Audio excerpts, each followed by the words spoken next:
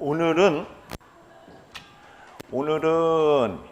원가 관리 진단. 자, 다시 한번 보자. 우리가 지금까지는 어디까지 했냐? 본사.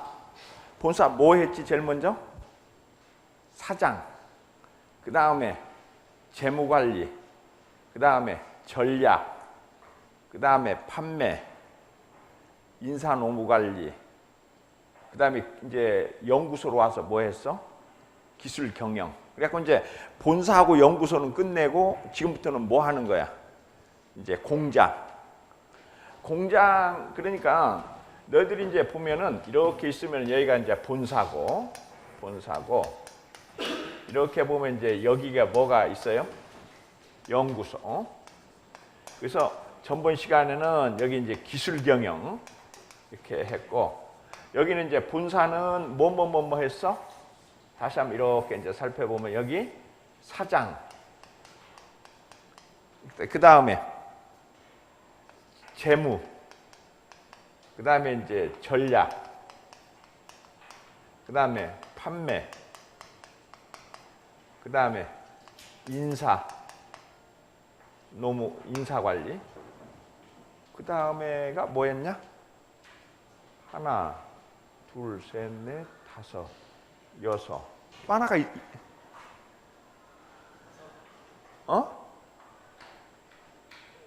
그 다음에 이제 오늘은 뭐 하는 거야? 공장. 공장에는 이제 이렇게 세 가지로 나누는데, 본사의 이제 목적은 뭐냐면, 공장은 값싸게라고 하는 게 뭐야? 원가 관리. 값싸게.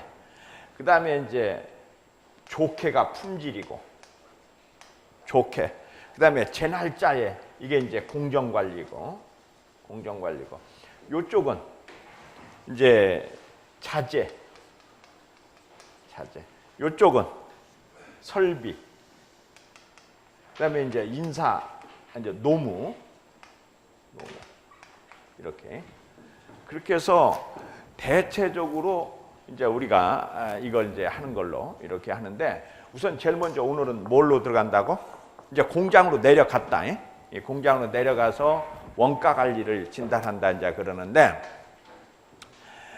원가의 이제 구성을 보면은 일단은 이제 뭐가 있어요? 직접 재료비가 있죠. 직접 재료비.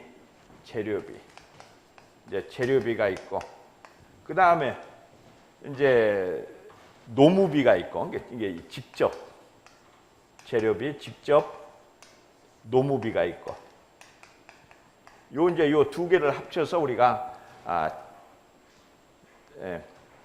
여기다가 이제 직접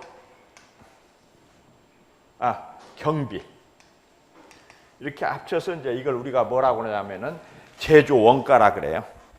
제조 원가에다가 이제 쉽게 설명하면은 이제 그 공장장 뭐 월급이나 이런 거를 보태서 제조 간접비를 만들고, 요거를 우리가 뭐라고 하냐면 이제 제조 원가라 그러고, 제조 원가에다가 본사 비용을 합치면 이제 판매 관리비를 보태면은 총 원가가 되고, 총 원가하고 판매 가격하고 차이를 우리가 뭐라고 한다고 그랬어요? 옛날에 영업 이익이다 이렇게 얘기한다 그랬어요. 영업이익이다. 이렇게. 그런데 너희들이 이제 필수적으로 알아둬야 될 게 뭐냐면은 기업의 생존 부등식이라고 하는 거야. 기업 생존 부등식. 기업의 생존 부등식은 뭐냐면은 원가보다는 뭐가 높아야 되냐? 가격이 높아야지. 근데 가격보다는 뭐가 높아야 돼? 가치가 좋아야 돼. 그러니까 예를 들자면은 이제 가격이 예를 들자면은 원가가 이제 짜장면을 예를 들어, 짜장면 원가가 얼마야? 2,000원이야. 근데 얼마 받아? 4,000원 받아. 그런데 먹은 사람은 얼마 가치를 느껴야 돼? 예를 들어서 5,000원이나 6,000원 가치를 느껴야 뭐가 생겨? 고객 만족이 생기겠지. 안 그러면 이제 다시는 안 오니까. 이것을 뭐라고 한다고? 기업의 생존 부등식이야. 그러면 개인의 생존 부등식이 뭐냐? 가정집은 뭐가 하냐면은 월급보다는 급여보다는 뭐가 낮아야 돼? 생계비가 낮아야 돼. 생계비 그다음에 월급보다는 뭐를 잘해야 돼? 생산성이 높아야 돼. 밥값을 해야 된단 말이야. 밥값을 해야 된다고. 그래서 여자를 왜 이렇게 그리느냐? 생계비를 낮춰라. 근데 왜 여기 금이 있느냐? 기초 생계비는 유지하라 이런 뜻이 알겠죠? 남자는 어떻게 그리냐? 생산성을 높여라 이런 거야. 이게 내가 항상 얘기하지만 어떤 남자가 행운인 남자야? 자기 급여의 반으로 생활해주는 여자를 얻는 남자가 이게 행운남이고, 여자는 어떤 여자가 행운녀야? 자기 씀씀이에 비해서 2배 이상 벌어주는 남편을 얻는 여자가 행운녀라고 그랬죠. 급여와 이제 관계. 이것을 우리가 뭐라고 한다고? 기업의 생존 부등식이라고 그래요. 근데 이제 기업의 문제가 뭐냐면은, 기업의 문제는 뭐냐면 이렇게 되면은 월급은 나이가 들면 점점 높아지지 않냐. 근데 생산성은 떨어지지 않아. 그럼 이제 여기서 문제가 생기는 거야, 이게. 이걸 우리가 뭐라고 부르느냐? 사후정이라고 불러. 45세면 정년이다. 45세가 되면은 월급에 비해서 뭐가 떨어져? 생산성이 떨어져요. 그래서 월급을 어떻게 해야 된다고? 이렇게 올리다가 어느 정도 올라가면 꺾어야 된다는 거야. 이거를 우리가 뭐라고 한다고? 피크 임금제다 그래. 피크 임금제. 피크 임금제. 피크 임금제가 뭔지 알겠죠? 이게 우리나라의 지금 가장 큰 문제는, 우리나라의 가장 큰 문제는 뭐라는 거야? 생산성이 월 급여보다 떨어진다는 데 문제가 있어요. 나이가 들면. 그러니까 뭐를 해요? 나이가 들면은 정년 퇴직을 시키지 않냐. 그러니까 어떻게 해야 돼? 임금을 깎아야지. 지금 너희들이 알겠지만 우리나라의 정년을 채우는 사람의 비율이 0.4%. 그러니까 말하자면 삼성전자 같은데 정년이 60세다. 아무 의미가 없어. 45세 되면 나가야 돼. 50세 되면 나가야 돼. 정년을 채우는 사람이 몇 프로라고? 0.4%. 그러니까 이제 어떻게 해야 된다고? 임금이 말하자면 자기의 생산성이 떨어지면 임금을 좀 깎아서라도 오래 근무하게들, 아까 항상 얘기하는 게 뭐라고 그래요? 서스테이너빌리티다, 지속 가능성이다 하는 얘기들이 그런 얘기들이죠. 그 다음에 이제 여러분들이 항상 많이 얘기하는 손익분기점이라는 얘기를 항상 듣는데 이게 무슨 뜻이냐?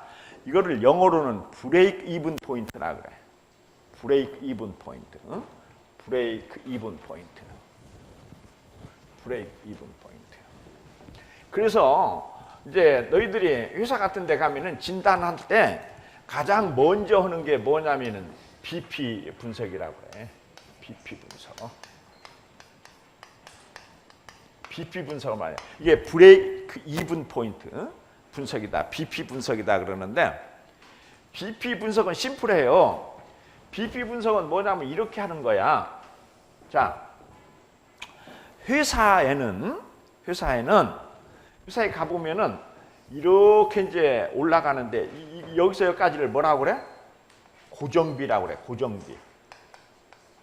그 다음에 이제 이렇게 올라가는 거 이걸 이제 우리가 뭐라고 하냐면 변동비라 그래요. 변동비라 그래. 그러니까 뭐든지 항상 뭐가 있어? 고정비가 있고 이제 학교 같으면은 이제 말하자면은 교수 월급 같은 거는 수업을 하나 안 하나 월급이 똑같지 않냐. 그 다음에 이제 수업을 하면은 뭐는 전기료 같은 거 이런 거는 수업하면 더 들어가고 안 하면 안 들어간다고. 이거를 우리가 무슨 곡선이라고 하냐면은 원가 곡선이란 말이야. 원가선인데 판매가는 어떠냐? 이렇게 되잖아. 판매가는 이런 식으로 가잖아. 그러면 이 포인트. 그러니까 이 포인트는 원가하고 판매가가 원가하고 판매비가 이렇게 이꼴이 되는 점. 그러니까 이건 이제 이분이라고 그러지 않냐? 이꼴이라는 게 이분. 이게 이렇게 딱 자르는 점. 요걸 브레이크 이분이라고 그래. 브레이크 이분. 브레이크 이분. 자, 예를 들어서 학교를 운영하는데 교실도 있어야 되고 사람도 있어야 되니까 100억이 고정비가 들어간다. 100억의 고정비가 들어간다. 이게 이제 이렇게 생각을 해봅시다. 고정비가 들어간다. 근데 학생 1인당 사람이 이제 숫자가 늘면은 늘어나는 변동비는 500만 원이다. 500만 원이다. 그러면 이제 불액이분은 뭐냐? 그러면 지금 이제 등록금은 얼마씩 받냐? 막 그냥 가정으로 1,000만 원 받는다고 그래. 1인당 1,000만 원을 받는다. 그러면은 1,000만 원 곱하기 학생 수가 X면 X는 그렇잖아? 이제 그 매출액은 학생 수만큼 비례하니까 1,000만 원 곱하기 X는 고정비가 얼마 들어가? 100억 플러스 500만 원. X가 이렇게 되겠지.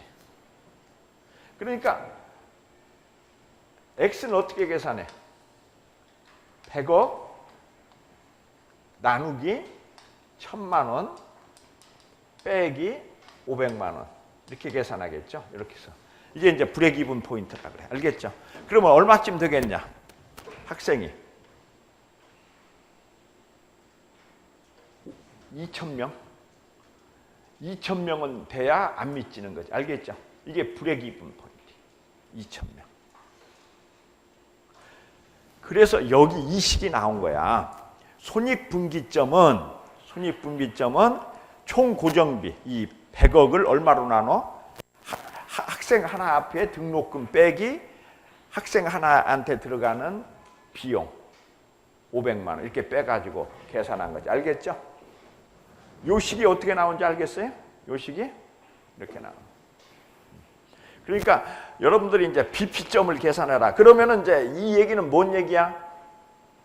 BP만 넘어가면 회사는 이익이 있다는 거야. 알겠죠? 이게 BP점은 어떤 거냐면은 BP점에서의 손익은 얼마? 빵. 똑같으니까. 그러면 BP점 아래라면 어때요? 미치는 거죠. BP점 이상이라면 돈이 남는 거지.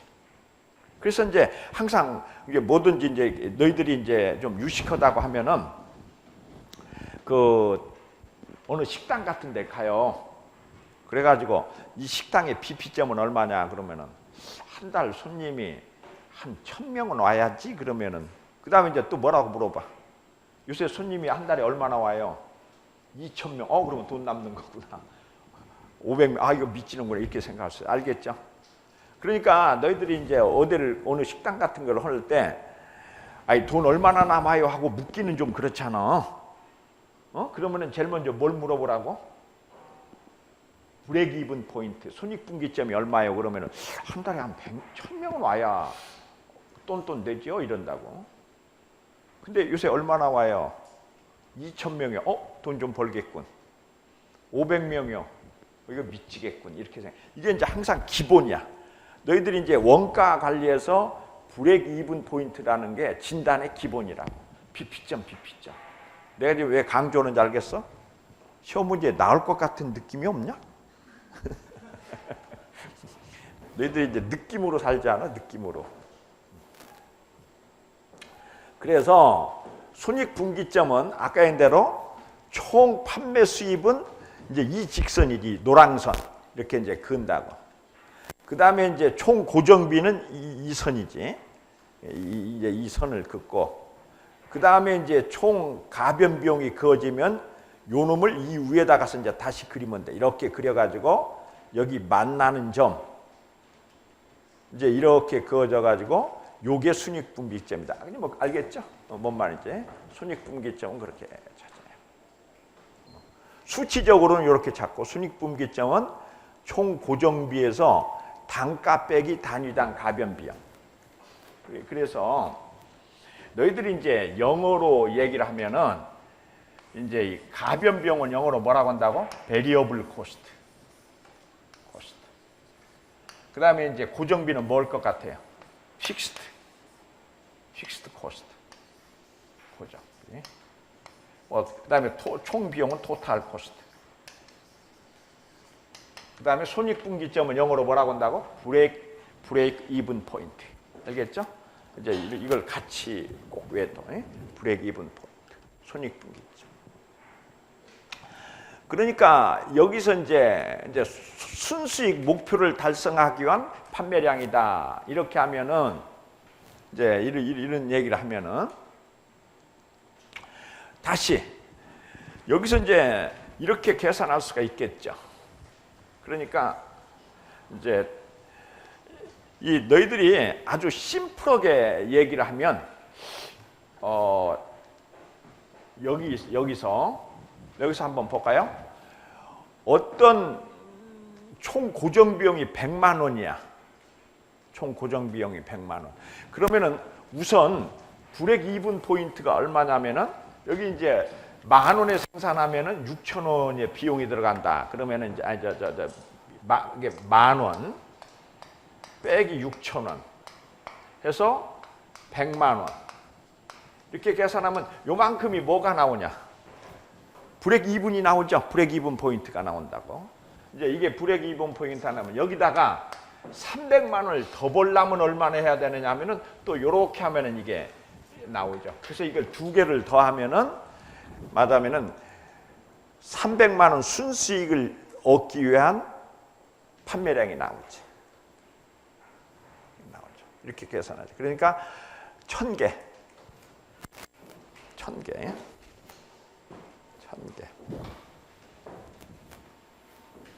그래서 이거는 수량으로만 이렇게 계산하는 방법이야. 수량으로만 계산하는 방법.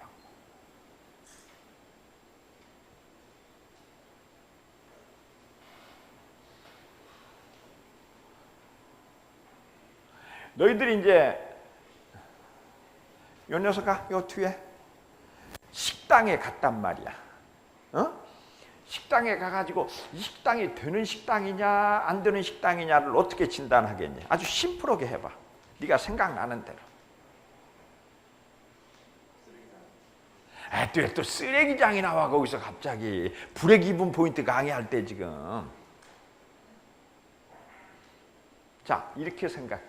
어떻게 생각하냐면 그 집에 갔더니 그 집에 갈비탕이 얼마야?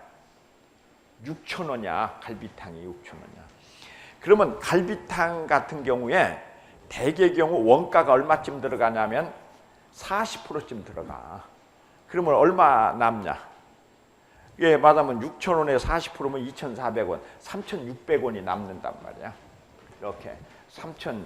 그러면 이게 이제 그러니까 아까 했던 대로 6,000원짜리 갈비탕에 빼기 얼마야? 2,400원을 하면은 이게 이제 3,600원이 남는다고. 3,600원 남아요. 근데 식당에 들어가 봤더니 사람 숫자가 하나, 둘, 셋, 넷, 다섯, 여섯, 일곱, 여덟, 아홉, 열, 열하나, 열둘, 열세, 열네, 열다섯, 열여섯, 열일곱, 17명이야. 그러면 이제 17명이란 말이야. 17명. 그러면 3,600명에 이제 17명 정도 이렇게 이제 지금 숫자가 나온다고. 그러면 이제 우리가 여기서 먼저 브레이크 이븐을 계산해야 되겠지. 브레이크 이븐. 근데 이제 식당을 하려고 하면은 고정비가 얼마나 들어갈까 하고 가만히 생각해 봐요. 그러면은 이제 이게 몇 평이냐에 따라서 이제 물론 달라지지만 대개 임대료는 얼마쯤 갈 것 같냐? 1층 괜찮은 데 같으면 월 얼마? 200만 원. 200만 원. 월 임대료 200. 그다음에 종업원 숫자를 이렇게 세봐. 그러면은 식당에 하나 있고 식당에 이제 맞으면 그 요리사 하나 있고 이렇게 날르는 사람 둘 하고 그다음에 이제 주인은 뭐 그냥 빼고 그러면은 3명이다 그러면은 그 주방장은 월급 얼마쯤 들 것 같아? 1년에 아니 한 달에 300. 그 이제 그게 이렇게 날르는 애들은 100 하면은 둘 치면 얼마냐? 500. 500. 이게 이제 그게 고정비가 나간단 말이야. 그러면은 여기 이제 500만 원이 이제 고정비라고. 그러면 이렇게 나누면 이게 얼마쯤 되냐? 3천, 빨리 계산해. 500만 원 나누기 3,600. 계산기로 500만 원이니까 이게 만. 왜 또 0점이야? 만 원이라니까.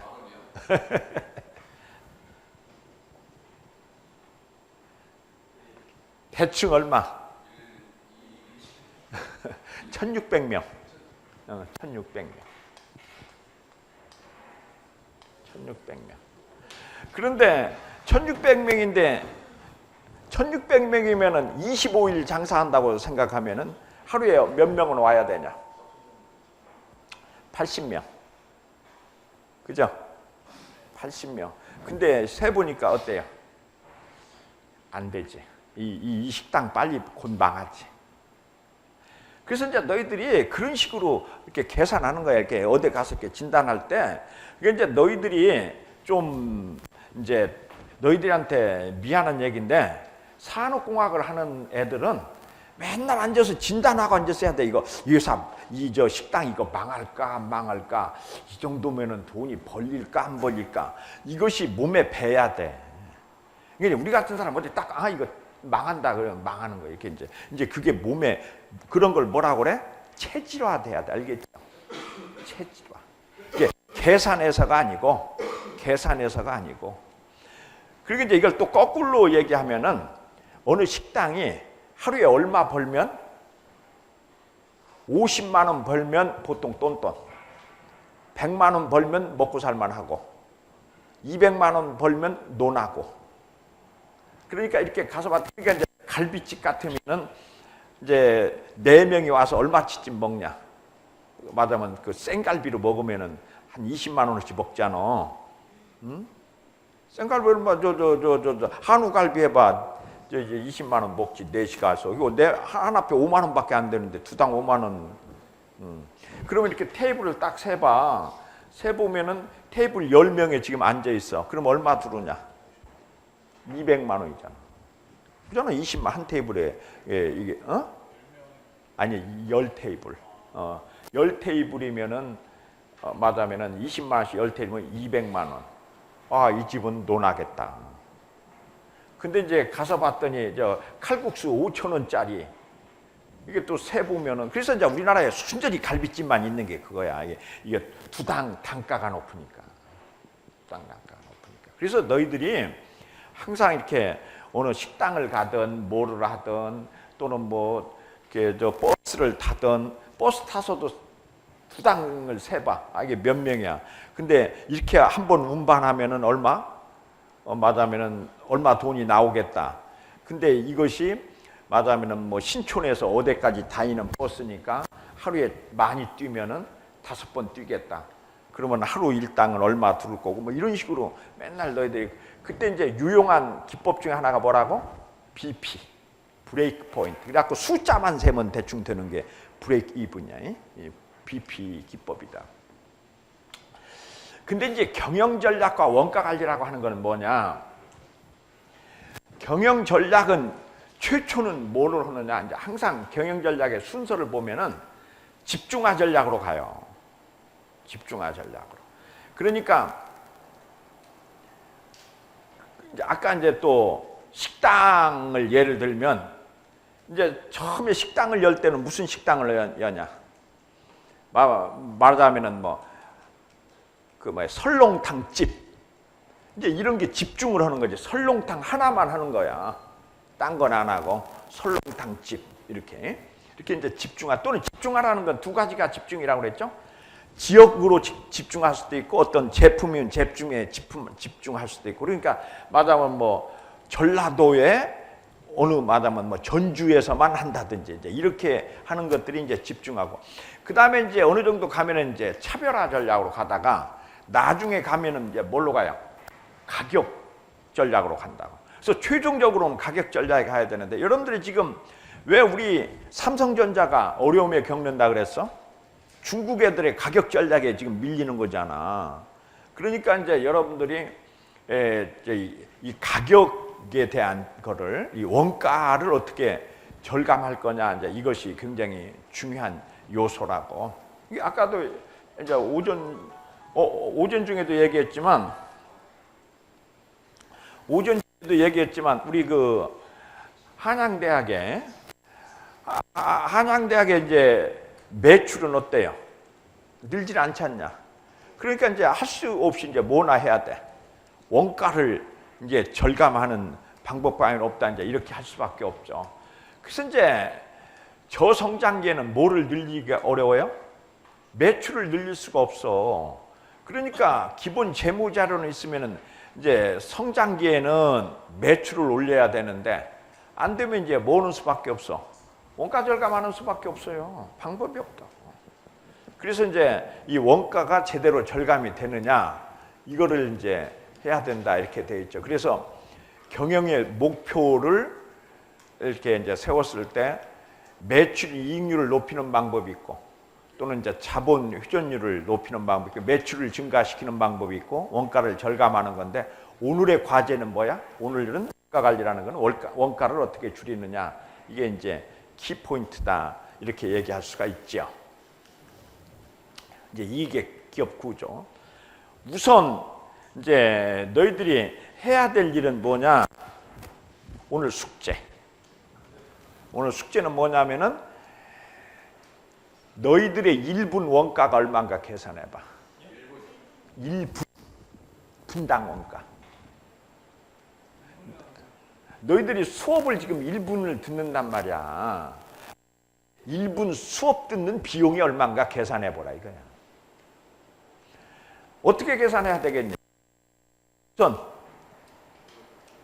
등록금, 그 다음에 이제 잡비 들어가잖아. 이렇게 뭐 하수권은에는 하수비 뭐 이렇게 들어가겠지. 근데 또 중요한 거가 뭐가 있어? 기회비용. 너희들이 지금 막노동이라도 하면은 얼마를 못한다 하는 게 있잖아. 연어봐. 너는 지금 막노동하면 한 달에 얼마는 버냐? 뭐라고?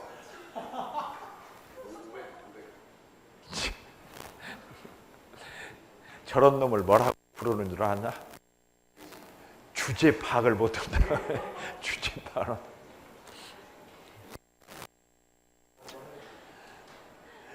이제 너희들이 최소한 얼마는 벌어? 최저임금은 벌겠지. 그래서 이제 등록금을 계산해 보면은 분당 비용이 나온다고. 분당 비용. 그래서 이제 너희들이 뭐를 생각해야 돼? 이 분당 비용을 생각해야 돼. 이제 교수들 월급을 가지고 시간당 비용을 따져보면은 한 25만 원쯤 나와요. 왜냐하면 교수 월급을 일주일에 수업 몇 시간 하냐? 수업 한 9시간 하잖아. 뭐 세 과목 정도 하니까 2과목 아니면 3과목 하잖아. 그러면 2과목 한다면 6시간 하냐? 그러면 그걸 나눠봐. 월급을 한 달에 얼마 받는데 일주일에 정도 한다고 보면은 500만 원 받으면 20만 원이고 600만 원 받으면 5만 원이야. 시간 아니 이게 뭐 공부 한번 빼고 수업으로만 뜨면 대충 찐다면 그렇다고. 어쨌든 그래서 이제 너희들이 회사에 가지 않니? 그럼 회사에 가면 제일 먼저 해야 될 일이 뭐야? 사장의 1분 비용, 그 다음에 이사의 1분 비용, 부장의 1분 비용, 과장의 1분 비용, 쫄자의 1분 비용을 다 계산을 해야 돼. 알았죠? 그러면 이제 그건 어떻게 하냐면 회사에서 나가는 총 이런 거 이제 이런 걸 계산하면 되지. 그러니까 대개의 경우 이사 같으면 분당 비용이 한 1,000원쯤 1분 내 분당 비용이. 그러니까 이제 나중에 이제 그 얘기는 조금 하고. 그래서 이제 이 이건 조금 있다 하자. 그래가지고 여기 이제 잠깐요. 이제 계산을 해보. 여기 이제 스테이크 전략 그러는데 이제 사장의 1분 비용이 이제 회사에 따라서 이게 옛날에 계산했는데 678원, 이사는 330, 직원은 뭐 128원, 뭐 이런 식으로 해서 이 이제 분당 비용들이 다 나온다고. 그러니까 유엔에서는 문서 한 장 만드는데 73만 원이 들어요. 문서 하나 만드는데. 왜냐하면은 얘네들은 공식 용어가 맞으면은 영어, 불어, 중국어, 스페인어 이란 말이에요. 그는 그 문서를 5가 나라로 이제 지금은 그냥 번역하면 되지만 옛날에는 다 그걸 번역을 해야 되지 않냐. 그 5나라 말로. 그러니까 이렇게 가지고 73만 원. 73만 원. 그러니까 이런 것들이 나오죠. 이제 우리가 잠깐 한번 보자. 이 삼원전공이라고 하는 회사는 어떻게 하는지. 삼원전공 어떻게 하는지. 서울 성수동에 있는 주택가. 이용수철 전문 생산업체인 삼원전공은 그 안쪽에 자리하고 있다. 겉으로 보기엔 여느 평범한 중소기업과 다를 바 없다. 그러나 속은 결코 행복하지 않다. 회사 건물은 낡았지만 공장 안에는 고가의 첨단시설이 잘 갖춰져 있다. 너희들이 삼원전공이라고 여기 저 성수동에 있어요. 여기 얼마 안 돼. 모두 돌아가며 제품을 생산하고 있지만 사람은 별로 보이지 않는다. 공장 내부가 깨끗하여 산뜻한 느낌을 주며 공구 하나도 받침대에 가지런히 정돈돼 있다. 1980년 삼원전공이 품질 향상과 원가 절감을 위해 처음으로 시작한 것은 일종의 환경 개선 운동인 OS 운동이었다. 지난 10년 동안 제품값을 30%나 내렸으면서도 종업원의 공급은 매년 10% 이상 인상해온 회사. 이미 14년 전에 경영 혁신 운동을 시작한 회사. 삼원전공이 또다시 사력 0.01 운동을 실천할 수 있는 힘은 바로 이들의 촉촉된 경험에 있다. 또는 눈에 보이지 않는 시간의 낭비를 막기 위한 초관리 운동을 시작했다. 그래가지고 이게 이제 한 20년 전에 이걸 했는데 이때 초당 비용을 계산했어요. 초당 얼마냐. 그래가지고 담배를 한 대 피우면은 만약 몇 분이니까 얼마다 이런 비용들을 다 계산해가지고 경제전쟁이 선포된 이후 이 회사 직원들은 우선 자신의 모든 업무와 행동을 초 단위로 계산하도록 교육받았다. 이들은 자신들이 받는 1년 연봉을 그러니까 담배 한 대 피우는데 900원 뭐 이런 식으로 다 계산해가지고 이렇게 한 적이 있어요. 근데 그게 중요한 게 아니고 이 사람이 지금은 사장인데 이 당시에 이사였어요. 이사였는데 우리나라의 명강사로 뽑혀가지고 시간당 그 당시에 1990년이면 지금부터 20몇 년 전에 200만 원씩 이렇게 받고 강의하고 돌아다녔어요. 뭐 엄청난 거죠. 그래서 삼성그룹에 이게 이제 이건희 회장님이 모든 직원은 이 회사에 한번 방문해라 해가지고 삼성의 셀이라고 하는 회사에 경제연구소에서 1초를 잡아라라고 하는 책을 쓴 이 모델 회사라고. 그러면서 이제 우리나라의 시테크 전략이라는 게 나왔어요. 시테크. 맞으면 초 관리를 어떻게 해야 되느냐 하는 이제 이런 걸 만드는 중소기업인데 너희들도 회사 같은 데 가서 이런 거 하나만 딱 히트 치면은 그냥 돈방석에 그냥 앉았다 내려왔다 그래. 알았지? 이제 어쨌든 이제 삼원전공이라고 하는 조그마한 회사 이렇게 된 게. 사실은 분관리는 내가 먼저 시작을 했어요. 그랬는데 이게 이제 왜 안 되냐면 대학 교수는 그러니까 여러분들이 이제 이렇게 쭉 보면은 경영혁신 내가 이제 200년사를 쓴 사람은 이렇게 쭉 써보면은 경영혁신 기법은 교수들이 한 게 하나도 없어. 왜 없냐? 도요다에서 해가지고 야 도요다 너네 어떻게 이렇게 돈 벌었냐? 아 우리 도요다 생산 방식으로 돈 벌었어요. 야 너네 어떻게 돈 벌었냐? 모토로라 보고 물어봤더니 뭐라고? 6시그마로 돈 벌었어요. 야 너네 어떻게 돈 벌었냐? VE 가치관 이런 식으로 해서 회사가 입증을 해야 돼. 물증으로. 근데 교수는 입증할 방법이 없어. 알겠죠? 그냥 강의하고 끝나는데 얘네는 이제 이거를 해가지고 중소기업이 말하자면 연간 생산성을 얼마를 높였다 이렇게 하고 하니까 사람들이 막 이게 이제 처음에 능률협회에서 이 사람 그 양용식 이 사람의 그 강의를 처음에 시작했는데 처음에 한 100명쯤 올 줄 알고 강의장을 100명짜리를 잡았는데 1600명이 온 거야. 전국에서. 그래가지고 그냥 큰 극장 잡아가지고 막 대박을 치니까 아니, 한 사람한테 교육비를 얼마 받냐? 10만 원 받으면 1600명 오면 1억 6천만 원 들어오잖아. 그러면 강사한테 1000만 원은 줘야 되잖아. 뭐 그래가지고 당장 올라가 버린 거야. 어쨌든 이제 이게 공학을 해서 단번에 그냥 졸부가 되는 방법 이런 것도 하나의 방법이야. 너희들이 이제 아니, 산업공학 전공했는지는 모르겠어. 이게 다 산업공학 분야지 않나. 이 시테크 이런 것들이. 이제 너희들이 알겠지만 은행에서 통장 하나 만드는 돈이 얼마 들어간다고? 10,000원.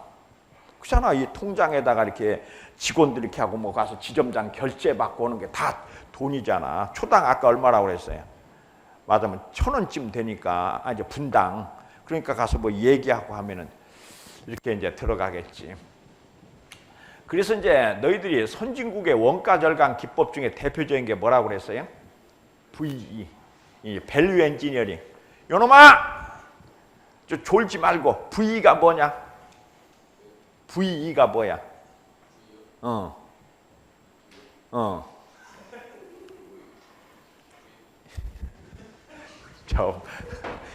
저 잠만 자니 저게 알겠니?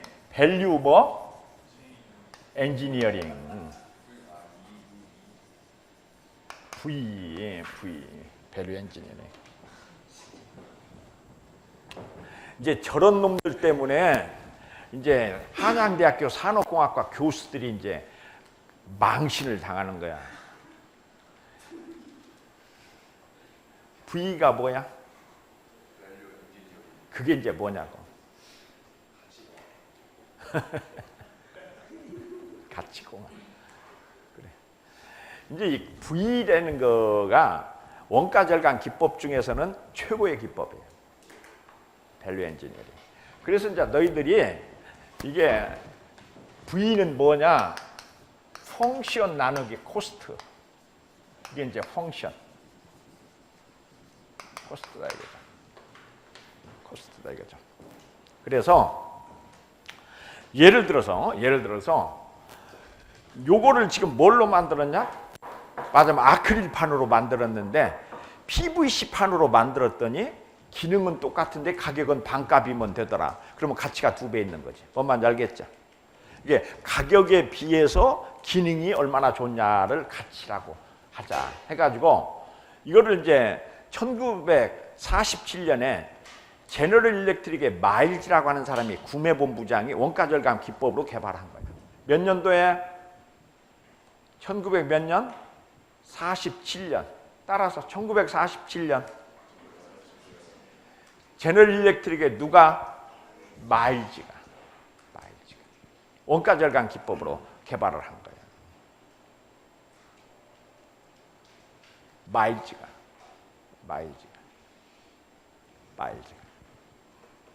그래서 이게 가장 효과가 크다 이렇게 돼 있어요.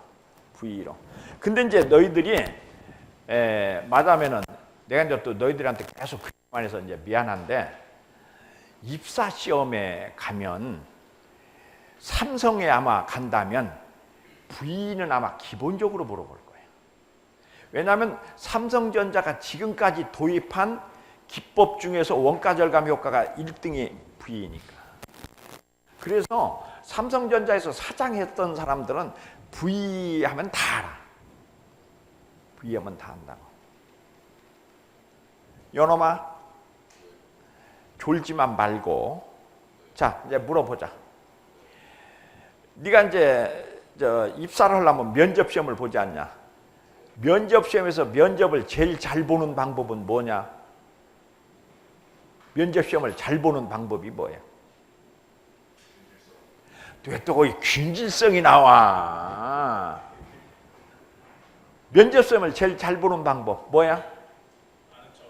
시험 문제를 내가 내는 거야. 근데 말이 안 되지 않냐? 그치? 저 면접관이 있는데 내가 어떻게 시험 문제를 내느냐? 어떻게 하면 시험 문제를 낸다고? 아는 척을 하면 돼. 아는 척을. 어떻게 아는 척을 해요? 거기서 면접관이 면접을 하러 가지 않냐? 그러면 이렇게 묻는다고. 뭐라고 물어? 아니, 산업공학 했나? 했습니다. 그 산업공학에서 뭘 배워? 왜냐하면 면접관이 산업공학을 모르니까 물어봐. 애들한테, 한 사람한테. 산업공학에서 뭘 배웠냐? 그때 이제, 이때다 하고 내가 뭘 잘 알면, V를 알면, V도 배우고요. 그 다음에 가치 체인, 어쩌고 막 이렇게. 그래갖고 막 아는 체를 하면은 면접관이 갑자기 무슨 생각이 들어? 아는 체 하는 놈을 좀 골탕을 먹이고 싶은 충동이 그렇지 않냐? 그러면 질문을 뭐를 해? 네가 그렇게 V를 잘 알아? 그러면 딱 그러지. V 어느 나라에서 만든 기법이야? 어디? 미국의 GE에서요. 누가? 맞아. 이놈이 좀 안 해? 이제 그때부터는 조금 이제 그럴 때를 대비해서 네가 공부를 해가지고 가서 그냥 그 면접관을 이렇게 아는 체를 막 하면 그거를 붙게 돼 있어요. 자, 어쨌든 넘어가고. 그래서 이 V 활동과 VA는 뭐라고 그래? Value Analysis. 그 다음에 이제 VI는 이 I를 갖다가 우리가 인노베이션이라고, 혁신이다, 뭐 이런 얘기도 써요. 밸류 혁신, 인노베이션, VI. 그래서 사람마다 이제 이거가 좀 다 다른데, 밸류 어널리시스는 어디에서 하는 거냐면 구매 부서에서 하는 거야. 어떤 놈이 더 싸면서도 기능이 좋은 게 뭐가 있느냐 하는 게 밸류 어널리시스고, 밸류 엔지니어링 어디에서 하는 거야? 설계 부서에서 어떻게 설계를 하면은 좀 더 가격이 싼 물건을 만들 수 있도록 설계할 거냐. 이게 VE야. 엔지니어링이니까. 엔지니어링은 어디서? 그래서 우리가 이제 밸류 엔지니어링, 밸류 어널리시스, 그다음에 이제 인노베이션은 당연히 기업 전체에서 하는 것을 우리가 인노베이션이라고 그러죠. 그래서 이제 V라고 하는 건데, V는 어떻게 하느냐? 기능은 높아지는데 코스트는 같거나, 코스트는 약간 올라가는데 기능은 훨씬 많이 올라가거나, 코스트는 떨어지는데 이게 올라가거나, 기능은 똑같은데 가격이 떨어지거나, 기능은 조금 떨어지는데 가격은 확 떨어지거나, 이렇게 하는 거를 우리가 V라고 해요. 알겠죠? 이제 그런데 너희놈들이 지금 2학년 애들이 지금 산업공학 개론 듣는 애들, 걔네들이 지금 내가 이제 그걸 가르치는데, 그 경영 혁신사를 가르치는데, 거기에 이제 아까 마일즈라는 사람이 몇 년도에 1900 몇 년이라고 그랬어? 47년. 그때는 어떤 때냐? 2차 세계대전이 끝난 지 2년 정도 된 해야. 그러니까 물자가 있냐 없냐? 물자가 없지. 그런데 이제 그 GE라는 회사는 뭐 하는 회사야? 그 냉장고를 만드는 회사란 말이야. 냉장고를 만들 때 뭐 하냐면은 페인트를 이렇게 칠한다고. 근데 이제 페인트를 칠하다 보면 불이 잘 나요. 불이 잘 날 때 어떻게 하느냐? 이 건물에다가, 요게 이제 지금은 아닌데 옛날에는 석면을 썼어. 아스베스토스. 왜냐면 단열재니까 불이 안 붙으니까. 불이 안 붙으니까 석면을 썼는데, 그래가지고 이제 현장에서 석면을 사달라고 이렇게 한 거야. 아스베스토스를. 그런데 아무리 해도 물자가 귀하니까 없는 거야. 석면이 돌아다녀도. 그래서 물어봤어. 그 마일즈 보고, 그 이제 대리점에서 그거 어디다 쓸 거예요? 그랬다고. 그러니까 마일즈가 모르는 거야. 나도 어디다 쓸지 모르겠다. 그러니까 생산 현장에다 물어봤지. 그거 어디다 쓸 거예요? 그랬더니 단열재로 쓰려고 그런다. 그래요? 그러면은 단열재 같으면은 요새 나온 말하면 담보르진에 뭐 많이 나와 있는데 꼭 그걸 석면을 써야 되느냐? 아니에요. 내가 한번 물어보죠. 해가지고 샘플을 얻어다가 그 공장에 설치를 해봤더니 훨씬 나은 거야. 그런데 가격은 얼마 했더니 반의 반값도 안 되는 거야. 그럴 때 이제 마일즈의 대가리통을 두들기는 게 있었지. 그렇다면 내가 이렇게 싼 게 있는데도 모르고 비싼 거를 사다가 설치한 적은 없느냐. 그래서 이제 말지라는 사람이 쓴 책 이름이 뭐냐면은 창조적 구매관리라는 책이야. 그러니까 옛날에는 어때요? 종속적 구매관리지. 아저씨 성면 사다 주세요. 몇 개요? 100개요. 그럼 100개 사다 그냥 주는 거야. 이게 종속적 구매관리였던 거를 이제는 어떻게? 저 성면 사다 주세요. 그러면 뭘 해? 그 어디에다 쓸 거예요? 그래요? 그래서 물품을 사지 않고 뭐를 사기 시작했다? 기능을 사기 시작한 거야. 펑션을. 알았어요? 자, 나이타 사자면 성냥 사다 주세요 하면은 이거는 뭐야? 성냥 사다 주는 거는 종속적 구매 관리지. 그런데 그거 어디에다 쓰게요? 담뱃불 붙이게요. 그러면 요새 성냥보다는 나이타가 더 난데 나이타 사다 주는 거지. 이게 창조적 구매 관리지. 뭔 말인지 알겠어요? 그러니까 뭐를 한다고? 너희들이 이제 가장 중요한 게 노하우가 아니고 뭐가 더 중요하다고? why? 왜? why? 왜? 그 어디다 쓸 거냐 이거지. 어디다 쓸 거냐? 그거요? 이게 이제 V 기법이에요. 그래서 원가 절감을 획기적으로 기하는 기법 하면은 V야. 그러니까 이제 너희들이 진단을 딱 하면은 여기 저 원가 절감을 하는 기법으로 V가 있는데 하면서 이제 설명을 이 정도는 해야 된단 말이야. 알았죠? 그래서 이제 V 활동의 기본 프로세스. 이제 사전 준비하고 CR이라는 거 코스트 리덕션이라는 얘기고 코스트 리덕션의 아이디어를 발굴하고 코스트 리덕션의 아이디어를 실시하고 이제 이거는 그러기 위해서는 뭐를 해야 되느냐? 코스트 분석을 해야죠. 그러니까 여기다가 이제 이렇게 보면은 나사로 연결할 거냐, 용접을 할 거냐, 납땜을 할 거냐, 접착을 시킬 거냐, 끼워 넣기를 할 거냐. 얘에 따라서 뭐가 달라져? 비용이 달라지겠지. 그러면은 이 중에서 강도는 유지하면서 어떻게 하면 싼 게 있을 수 있겠느냐. 이렇게 찾는 것이 이게 V. 알겠죠? 이게 방법이 뭐 이런 식으로 그렇잖아. 붙이는 방법도 이게 너희들이 신발도 뭐야? 접착제로 붙일 수도 있고 재봉으로 박을 수도 있고 그렇잖아. 맞으면 이런 거를 어느 것이 더 싸게 맥히느냐. 어떻게 해야 기능은 똑같으면서 싸게 맥히느냐. 이걸 연구하는 게 그래서 이제 여기서 나오는 게 코스트 분석이라고 해요. 코스트 분석을 해가지고 원가 관리를 한다고. 그래서 이제 여러분들이 이 제조 부분에 원가 절감을 한다. 이제 이해가 됐죠? 그렇죠? 그래서 이제 그런데 여기 여러분들이 알아야 되는 게 공장에는 두 개의 공장이 있다는 거죠. 하나는 무슨 공장? 히든 공장. 너 이놈아 빨리 나가서 저 잠 깨고 들어와.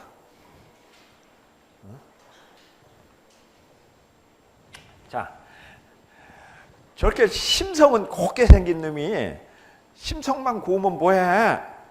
자, 다시. 그래서 이제 너희들이 눈에 보이는 게 있고 눈에 보이지 않는 게 있다. 이 세상에. 이게 히든 코스트하고 말하면 비지블 코스트. 근데 이것이 되게 뭐라고? 빙산의 일각이라 그러죠. 보이는 건 얼마? 1. 안 보이는 게 9.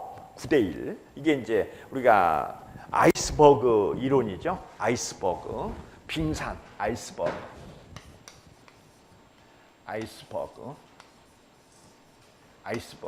이게 이제 빙산. 우리가 빙산의 일각이다. 이런 얘기를 잘 쓰죠.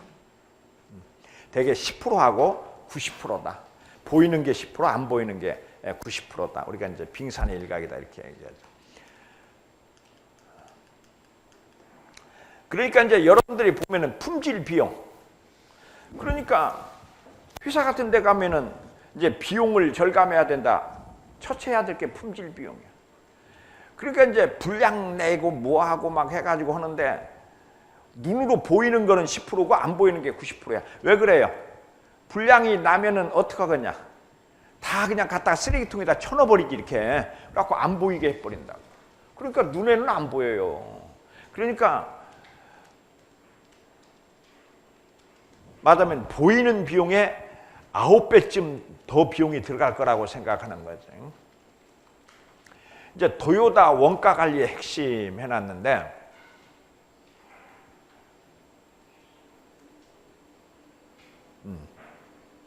그래서 이제 여기서 사람, 물건, 자금에 대한 원가 관리를 한다. 이제 도요타의 원가 관리도 한다. 이제 너희들이 도요타 하면 뭘로 유명하냐? 마른 수건 다시 짝이야. 이 마른 수건도 다시 짝, 물 짜겠다. 이제 이런 게 말하면은 도요타 하면은 이게 너희들이 도요타 하면은 뭐야? 원가 절감하면 도요타라고. 도요타라고. 지금 어쨌든 너희들이 도요타의 그 뭐야? 니콜 사태 이후에도 지금 독야청청하잖아. 지금 전 세계에서 지금 1등이잖아. 도요타가 이렇게 이제 가는 이유가 뭐냐면 걔네들은 생태적으로 뭐가 되어 있다? 원가 절감이 되어 있다. 몸에 배 있다는 거예요. 그러니까 이제 도요타 같은 데서 원가 절감하는 가장 한 것 중에 1번이 뭐냐? 일요일 날 근무를 해요. 그러고는 수요일 날 놀아. 예를 들자면. 왜 그러냐? 요놈아, 왜 그럴 것 같아? 왜 일요일 날 근무하고 수요일 날 놀아? 전기요금이 휴일에는 싸다고. 전기요금이. 왜냐하면 그게 말하자면 왜 우리 이제 심야 전력 싸지 않냐? 그런 같이 일본에서는 토요일 날, 일요일 날은 전기요금이 싸고 평일은 비싸. 그러니까 생산을 토요일 날, 일요일 날 하면 전기요금이 절감이 될 거 아니야. 그 다음에 수요일 날 놀리면 되니까.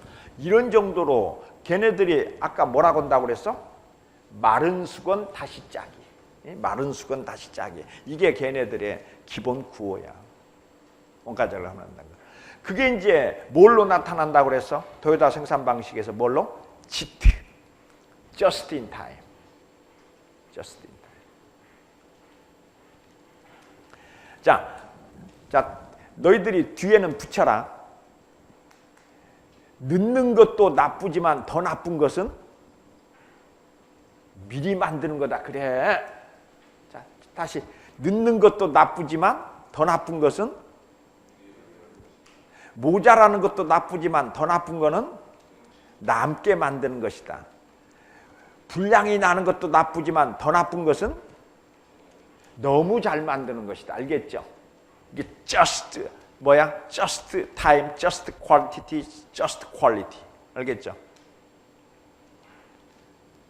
너희들이 이제 미국 거하고 맞으면 일본 거를 비교해 보면 미국 거는 어떠냐? 굉장히 튼튼하지 않냐? 이런 게 일본 거는 그냥 just야. 이게 조금도 넘치지 않게 하는 거야. 왜냐하면 이제 너희들이 일본이라는 나라는 어떤 나라? 자원이 없단 말이야. 자원이 없다. 생태적으로. 미국은 자원이 엄청나지 않나. 그러니까 미국은 쉽게 해서 그냥 돈 놓고 돈 먹기식이야. 그냥 갖다 때려 잡는 거야. 어느 정도냐면은 베트남에서 베트공 하나 잡는데 총알을 10만 발 쏜 나라야. 그러니까 베트남에서 총 쏜 총알의 발수 나누기 베트공 죽인 사람 수 딱 따지니까 베트공 하나 잡는데 10만 발을 쐈다는 거예요. 이게 그냥 갖다 이렇게 그냥 갖다 하는 나라예요. 이게 미국 같은 데서는 원가 절감이라는 게 이런 게 별로 없어. 걔네들은 물량 공세로 나가버리니까. 물질은 풍부하니까. 그런데 이제 우리나라 같은 데는 뭐가 없냐? 물량이 없잖아. 그러니까 우리고 미국하고 같이 살면 안 되지. 그래서 원가는 살아있는 것이다. 원가는 노력을 하지 않고 방치하면 항상 올라간다 이거죠. 이건 살아있으니까. 그래서 한 번 개선에 의해서 내려간 원가는 유지되어야 된다. 그 다음에 이제 행동에 연결되는 원가. 그래가지고 이제 이것들을 계산하고 원가 절감을 위한 동기부여. 그 다음에 목표 배분의 공평성과 확실한 팔로워. 그 다음에 전원 참가. 이게 이제 도요타 원가 관리의 핵심인데, 도요타는 이제 1년에 이제 나중에 이제 다시 설명하겠지만, 이제 1년에 뭐를 하자고? 원가 절감을 5% 하자. 이게 이제 목표가 할당이 되면은 그것이 각 부서별로 이렇게 할당이 돼요. 너네는 얼마하고 얼마하고 얼마하고 이렇게 할당이 된다고. 그래서 이제 목표를 배분하고, 근데 이제 여기서 공평성이 유지돼야 되고 이제 확실한 팔로우업을 해야 된다. 그래서 이제 피차다. 그러면은 피차당 예정 이익이 얼마다? 10만 엔이다. 그러면은 예를 들어서 혼다에서는 189만 엔에 똑같은 차를 만들면 우리는 205만 엔 정도다. 그러면 얼마? 14만 엔, 아니 16만 엔을 절감해야 된다. 이제 이런 식으로 해가지고 이거를 쭉 해. 그래가지고 원가 계획을 해가지고 이제 이렇게 내린다. 그래서 이제 기획 활동을 한다. 그래서 말하면 이제 구체적으로 이렇게 이제 해나가는 것인데, 내가 이제 그 충주 비료라고 하는 회사에 기술계획과장을 했어요. 이제 언제 했냐면은 1978년에 했으니까 지금 몇 년 됐냐? 36년 됐나? 이게 이제 너놈들이 이제 문제가 있는 게, 내가 너희들 나이에 과장을 했다고 거기서. 그잖아. 28에 과장을 했으니까 회사. 그러니까 이제 그 내가 입사해가지고 2년 반 만에 과장으로 올라갔어. 이게 얼마나 빨라. 그래가지고 이제 원가 절감 10%를 하겠다 하고 계획서를 딱 작성해가지고 공장장한테 가지고 갔어요. 그랬더니 공장장이 탁 보더니, 아이, 뭐 쓸데없는 짓 했다고 턱 집어 던지더라고, 내한테. 너무 기분 나쁘지 않냐. 몇 개월을 그냥 원가를 10% 절감하려고 하면 어떻게 해야 된다고 계획서를 딱 작성해가지고 갔는데 탁 집어 던지니까. 그래서 왜 그런지 모르겠다면 거기서 반항할 수는 없고, 그래갖고 나중에 봤더니 내가 미친 짓을 했더라고. 왜 미친 짓을 했냐면은, 그 우리나라의 비료 공장은 어떻게 되냐면은, 그때 비료 공장이 우리나라에 7개가 있었어요. 이렇게 이제 7개가 있었는데 충주에 2개가 있고, 그래서 이제 나머지는 하나, 둘, 셋, 넷, 다섯, 여섯, 7개가 있는데, 그래서 남해학이 이제 제7비라고 하는데, 각 공장마다 이게 이제 공장이 좋은 공장, 나쁜 공장 해가지고, 한국 비료 같으면은 원가가 6만 원이면 만들어요, 톤당. 그런데 남해학은 9만 5천 원 들여야 만들어. 이게 똑같은 원료를 가지고. 그러니까 국가에서 비료를 살 때 어떻게 사느냐? 야, 충주비료, 너네 비료 원가에 얼마에 생산했냐? 6만 원이요. 그러면 거기다 10% 보태서 6만 6천 원에 사줘. 야, 남해학은 너네 얼마에 생산했냐? 9만 5천 원이요. 그러면 거기다가 9,500원 10%를 보태서 10만 4천 원에 사줘. 그러면은 원가 절감한 놈은, 이게 6만 원에 생산한, 원가 절감해서 6만 원에 생산한 놈은 얼마 먹냐? 톤당? 6천 원. 원가 절감 안 해서 9만 5천 원에 생산한 놈은 얼마 먹냐? 9,500원. 원가 절감하는 사람은 돈 사람이지, 그렇잖아. 그렇잖아. 돈 사람이지. 이것이 공산주의를 말아먹은 경제야. 이게 저것이 공산주의를 말아먹은 경제라고. 그 경제를 우리가 뭐라고 하느냐? 코스트 플러스 알파 경제라고 그래. 알파 경제. 이게 뭐냐면은, 자, 원가가 얼마 들었나를 물어가지고 6만 원이라면 10% 보태주는 거. 이게 이제, 그러면 원가 절감하면 어떻게 돼? 망하는 거지. 자, 지금 비료를 톤당 10만 원에 생산했는데 원가 절감에서 5만 원에 생산하면은 이익은 얼마로 줄겠냐? 반으로 줄겠지. 이게 공산주의를 말아먹은 경제라고. 공산주의는 어떻게 하느냐? 각 농장에서 쌀을 생산한단 말이야. 그러면 너네 쌀 톤당 얼마에 생산했냐? 6만 원이요. 그러면 6만 6천 원에 사주는 거야. 그 다음에 10만 원에 생산했어요. 11만 원에 샀죠. 20만 원에 생산했어. 22만 원에 사죠. 그러면 제일 좋은 일은 어떤 일이야? 20만 원을 생산해서 2만 원씩 남겨 먹는 거지. 그렇죠? 그러니까 원가 절감하면 미친 거지. 이게 어대하고도 좀 비슷한 데가 있냐? 그런 데가 요새도 있지. 어대. 한국전력. 전기를 10,000원에 생산했어. 그러면 국가에서 전기요금은 어떠냐? 말하면은 그래갖고 한전이 예를 들자면은 무지무지하게 노력을 해가지고 원가 절감을 해서 1년에 한 10조쯤 흑자를 냈다 해봐. 그러면 국민들이 어떻게 하냐? 아, 한전분들 굉장히 고생하셨네요라고 할 것 같냐? 아니면은 그 새끼들 그렇게나 냉겨 먹으면서 전기요금은 더럽게 많이 받아 먹었다고 욕을 할 것 같냐? 욕하잖아. 그리고 한전에서 원가 절감을 안 해요. 그래가지고 전기요금 해가지고 적자가 나. 그러면 어떻게 해줘? 국가에서 또 전기요금 올려줘 버리잖아. 우리 한양대학에서 전기요금 올렸다고 가서 항의하면 뭐라고 그래요? 아니 왜 이렇게 전기요금을 많이 받냐고 하면 뭐라고 할 것 같아? 한전에서. 그러면 전기 쓰기 싫냐? 그러면 뭐라고 그래? 아니요 하고 가서 빌려 가야잖아. 그래서 국영기업이 안 된다는 거예요.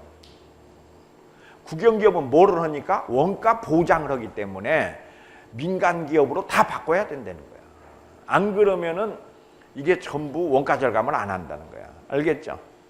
그 결과 우리나라 비료 공장이 지금 몇 개 망했냐? 나 있던 충주비료 나갔죠, 나주비료 나갔죠, 영남화학 나갔죠, 진해화학 나갔죠, 한국비료 나갔죠. 뭔만 남아있어 지금? 남해화학만 남고 나머지 다 나갔어요. 원가 절감은 신과 인간의 약속이야. 그래서 신은 우리에게 뭐를 요구해? 근검 전략할 걸 요구한다고. 근데 그것을 우리가 거부하면은 이거는 신의 은총으로부터 벗어난다는 걸 여러분들이 알아야 돼. 알겠죠? 항상 몸에 뭐가 배야 돼? 근검 전략이 몸에 배야 돼. 항상 뭐 하는 마음으로? 신에게 감사하는 마음으로 근검 전략을 해야 돼. 알겠죠? 낭비하면 안 된다는 거예요. 낭비한다는 것은 말하자면 문제가 있는 거죠.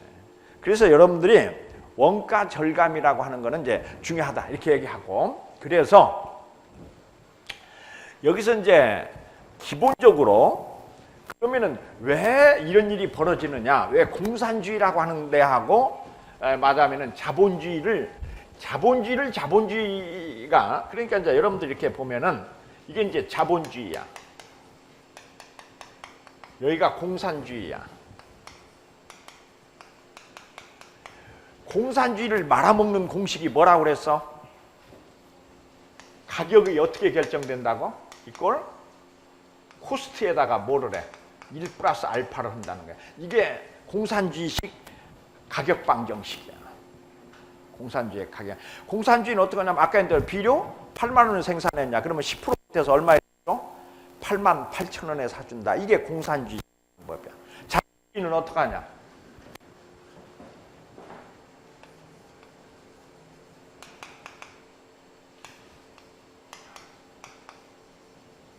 이게 자본주의식 방식이야. 자본주의는 어떻게 하냐면은 시장에 요새 비료가 얼마에 팔리냐? 시장 경제니까 8만 원에 팔려요.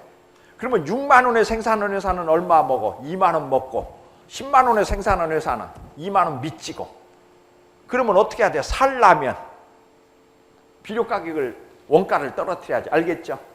그래서 코스트 리덕션이 일어나는 게 자본주의예요. 그래서 자본주의가 자 다시 하야 학생 저 뒤에 열심히 쓰는데 왜 공산주의보다 자본주의가 더 유효한 전략이냐? 그래 말하자면 뭐가 있다 이제 유식하게 얘기하면 자본주의에는 원가 절감을 하는 인센티브가 있단 말이야. 원가 절감한 만큼 내가 더 먹으니까. 알겠죠? 그러니까 막 죽기 살기로 원가 절감을 해야 돼. 공산주의는 원가 절감에 대한 인센티브가 없어요. 원가 절감 한 놈이나 안 한 놈이나 어떤 놈이 안 한 놈이 더 나을 수가 있어. 그래서 결론적으로 공산주의는 뭐가 낮다? 생산성이 낮다고. 알았죠? 생산성이 낮아져요. 그게 원가 절감은 안 해요. 원가 절감 안 해요. 할 필요가 없어요. 그리고 또 이게 이제 왜 그러느냐? 내 거가 아니니까, 공동 거니까. 공동 거니까 맨날 너나 열심히 해라. 이제 맨날 이거 너나 하는 거죠. 너 벌어서 너 먹으라고 해야 열심히 하지. 너 벌어 맞으면 우리 같이 벌어서 같이 먹자. 그리고 또 여럿이 같이 버니까 쌀을 줄 때 맞으면은 가격 보장을 해서 사준단 말이야. 그러니까 원가 절감을 해야 될 이유가 하나도 없어요. 이제 너희들이 알겠니? 왜 공산주의 제도가 필연적으로 문제가 있느냐? 그러면 우리나라도 공산주의 제도 같은 게 몇 개가 있다 그랬죠. 어떤 게 그렇다고 그랬어? 첫 번째가 국영기업들. 이건 공산주의지 않냐? 국영기업은 원가 보장을 해주니까 이 국영기업. 그다음에 두 번째는 독과점 업체들. 저 혼자밖에 안 할 때는 맞으면은 원가 절감 안 해요. 원가점을 해봤자 자기가 손해인 걸 뭐하러 해? 독과점을 한다든지. 그래서 미국에서 안티트러스트법이라든지 독과점이라든지 공정거래위원회라든지 이런 것들이 생기는 게 중에 가장 대표적인 게 뭐라고요? 말하면 나 혼자 하는 독과점. 아까 이제 한전 같은 게 이제 독과점의 이제 기본적인 건데 한전이라든지 이런 것들은 원가 절감을 안 해요. 원가 절감을 할 필요도 없고. 그래서 이 자본주의. 그러니까 이런 걸 우리가 뭐라고 하냐면 시장 경제라고 한단 말이야. 시장 경제. 시장에서 비료 가격이 결정이 돼요. 그러면 여기서 코스트를 빼면 내한테 남는 이익이 달라져. 그러니까 아까 같으면은 예를 들자면은 한국 비료는 시장 가격이 8만 원이라면 얘는 얼마 남니? 14,000원 남고 얘는 21,000원 미치고. 알겠죠? 그러니까 이게 이제 회사마다 이렇게 달라지는데 이게 얼마나 이 비료 공장들이 개판이었냐면 진해화학이나 영남화학애들은 연간 보너스가 2000%를 받은 적이 있어요. 말이 되냐? 2000%야? 보너스가 2000%라는 게 말이 되냐고. 그런데 왜 이렇게 많이 주느냐? 많이 주면 그 돈이 어디서 나오냐?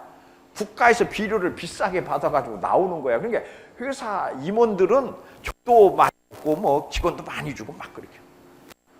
원가 절감을 하등의 이유가 없어요. 하등의 이유가 없어요. 그래서 내가 이제 이 옛날 자료지만 지금 내가 이제 이걸 경험을 한 사람이니까 이렇게 해서 말하면은 이렇게 해야 된다. 이게 이제 왜 저런 일이 벌어졌느냐 이렇게 얘기를 하면 우리나라에 이제 영남화학이나 진해화학 같은 게 옛날 얘기야. 이게 이제 1960년대에 우리나라가 이제 못 살 때야. 이게 비료 공장을 지어야 되는데 우리나라에 미국 애들 보고 공장 지라면 지켰냐 안 지켰냐? 안 진단 말이야. 그러니까 걔네들한테 뭐라고 보장을 해줬냐면 너희들이 투자를 2천만 불을 하면 연 20% 그러니까 400만 불의 이윤을 보장해 주겠다라고 약속을 하고 정부에서 투자를 받았어요. 그러니까 걔네들은 원가가 딱 나오면 말하면 이제 원가가 1000만 불이 나오면 얼마 이익을 보태줘야 돼? 400만 불을 걔네 이익을 줘야 되니까 국가에서 1400만 불에 사주는 거예요. 뭔 말인지 알겠죠? 200만 불 이익이 남게. 그러니까 원가가 아무리 많아도 자기네들 이익은 200만 불이 그냥 딱 보장이 되니까 원가 절감을 할 하등의 이유가 없었어요. 그러니까 인심이나 쓰자 해가지고 직원들한테 2000% 그러니까 이제 너희들 부모님들 중에 옛날에 진해화학이나 영남화학에서 근무하셨던 분 보면은 월급쟁이로서는 다 잘 살아요. 나보다 월급이 2배 내지 3배 많았으니까 나는 충주비료에 근무했는데 우리는 또 이거는 국영기업체라 월급을 또 국가에서 통제를 하니까 못 주는데 우리 자회사였던 진해화학이나 영남화학은 월급 주는데 전혀 구애를 받지 않았어요. 어쨌든 내가 이제 여러분들에게 강조하고자 하는 것은 뭐냐면은 시장 가격, 시장 경제 체제 하에서 시장 가격이 형성이 되면 원가 절감만이 돈 남는 장사지. 그러니까 원가 절감을 할 수밖에 없는 이제 이런 것들이 나오겠죠. 그래서 이게 이제 그 원가 관리다. 그래서 이제 여러분들이 이제 그 공장 진단 같은 걸 하러 가면은 이제 원가 관리를 위해서 어떤 활동들을 하는지 이렇게 이제 분석을 해가지고